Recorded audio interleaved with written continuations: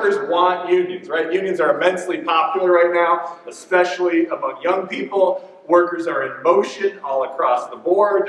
We're winning good contracts. We're forming new unions. And so in Maine, right, you all have been leading this parade with some really outside-of-the-box creative organizing. Lobster fishermen, loggers, tow truck drivers. The past year has been called the Year of the Worker. The year was marked by public demands for safe working conditions, fair pay, unionization efforts, and worker mobilization. The unions, the Machinist Union in particular, are vital to Maine's economy. They support our bedrock industries and provide quality jobs to the men and women across the state. Politics is a tough subject around the table sometimes at home. Probably causes 90% of our family fights, during the holidays, but it's got to be said, it's got to be done. But here in Maine, I feel like the Maine Machinists, we hold people accountable. Government doesn't work for you unless you're there to make sure it does. And that's what all of you do. And that's the organizing, is you make sure that government works for you and the people that you care about. If not for you, I guarantee you it will not work. Your political leverage and the things that you do and fight for is just so important to me. I'm always going to be with you on collective bargaining no matter what. I'm always going to be there with you on every picket line. When you pick up the phone and you call me, I'm with you. Dave and I like to boast, that the Eastern Territory, we're not afraid to strike when we have to. And in fact, I take great pride that the Eastern Territory probably leads the IAM in strikes. And I bring that up as a bragging point because they're successful strikes.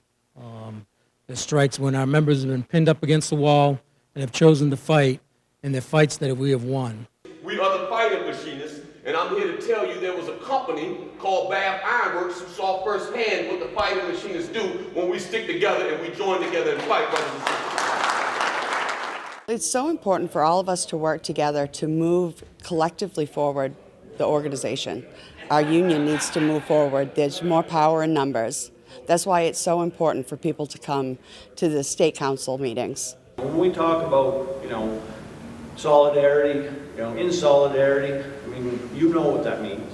That means standing up for people that you don't even know. We have working class people that are able to push back, regardless if it's in the union or if it's in the legislature or in Congress, because that's where these decisions unfortunately are made, and you need to have people that understand what it's like to be a worker and what workers need, and that they have a voice. Stay busy, stay organizing, because organizing is the key, and there's never been a better NLRB to receive those petitions. So that's why we need to be cognizant of who we elect and what their values are and how they are going to reflect those values and the issues that are of concern to all of us. We're all part of one large family. Our goals are all the same, and that's to provide better benefits, wages, and working conditions for all of our members.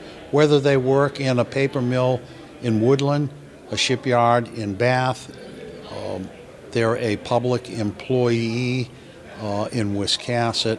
It's important for those people to interact with each other and also to understand the resources that the Machinist Union that they belong to can bring to their efforts on the work site. We saw here today in our meeting here in Maine that whether you're Republican, Democrat, Independent, that you're going to be held accountable by the Machinist Union to look out for workers, middle class, to be able to fight for the working class families, issues that are important to us, and if you don't, then we're not going to support your efforts.